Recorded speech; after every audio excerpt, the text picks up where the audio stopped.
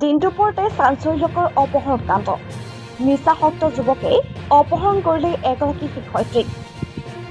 কামৰূপৰ গৰৈমাৰী আৰক্ষী থানাৰ মাত্ৰ 1 কিলোমিটাৰ নিলগৰ পৰা এটা ড্ৰাগছ মাফিয়া তথা নিচাসক্ত যুৱকে ব্ৰহ্মপুত্ৰ ভেলী একাডেমীৰ শিক্ষয়িত্ৰী এগৰাকীক অপহৰণ কৰা ঘটনাৰ সমগ্ৰ গৰৈমাৰী অঞ্চল জোকাৰি গৈছে।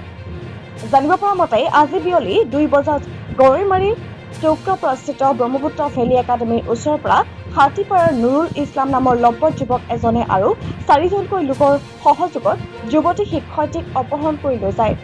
অপহৃত শিক্ষয়িত্ৰীৰ ঘৰ গৰৈমাৰীৰ হাতীপাৰাত বুলি জানিব পৰা গৈছে।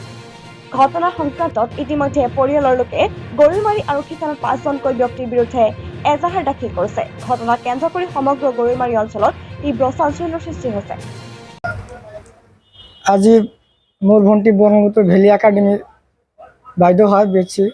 তেওঁ স্কুল ছুটি হোৱাৰ পিছত বিদ্যালয়ৰ পৰা ঘৰত যোৱাৰ সময়ত আমাৰ গাঁৱৰে লম্পট যুৱক এটা নুৰুল ইছলাম পিতা ইব্ৰাহিম আলী আৰু তেওঁৰ লগত তেওঁৰ পিতৃয়ে মিলি মোৰ ভণ্টিটোক অপহৰণ কৰি লৈ যায়। আগতে এই ল'ৰাটোৰ দ্বাৰা আমাৰ ভণ্টিৰ বিয়াৰ প্ৰস্তাৱ দিছিল, কিন্তু ল'ৰাটো চোৰ, ড্ৰাগছৰ লগত জড়িত আৰু মদাহী। সেইকাৰণে আমি প্ৰস্তাৱটো প্ৰত্যাখ্যান কৰিছোঁ। সেই মৰ্মে আমাৰ প্ৰতিশোধ লোৱাৰ কাৰণে আমাৰ ভণ্টিটোক অপহৰণ কৰি লৈ গৈছে। আৰু ফোন যোগে অপহৰণ কৰাৰ কথাটো আমি জনা নাই। আমি স্কুলৰ পৰা আহোঁতে মোৰ দেউতাই ফোন মাৰিছে, মোৰ দেউতাক ফোন মাৰিছে ল'ৰাটোৱে। ফোন কৰি কৈছে যে ৰুণিয়াক আমি উঠাই আনিছোঁ, যে আপোনালোকৰ কোনো চিন্তা কৰিব নালাগে, আৰক্ষীক জনালে আমি ছোৱালীটোক মাৰি পেলাম।